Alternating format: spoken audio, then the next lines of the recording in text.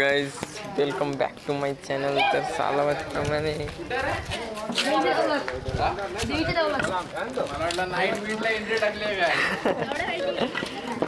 सालावतप्रमाणे या वर्षी सुद्धा आम्ही चाललेलो आहे देवीच्या देवळात नारळ फोडायला. 1 किलो 20 ग्रॅम आहे.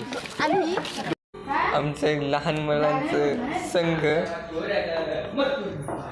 दिसत नाही. ते सगळे बॅट बीट सेट करून झालेले आहेत.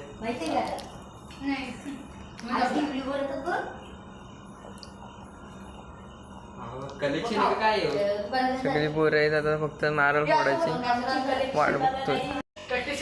या अँगलनी पण बघा.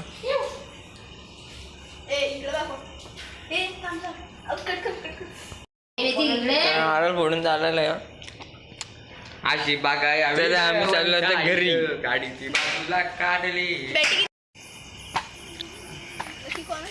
तर एकदा सेट केलेले आहेत आपण बॅटीज सगळ्या. असं फोटो काढा ना. एका तिकडे इकडे असा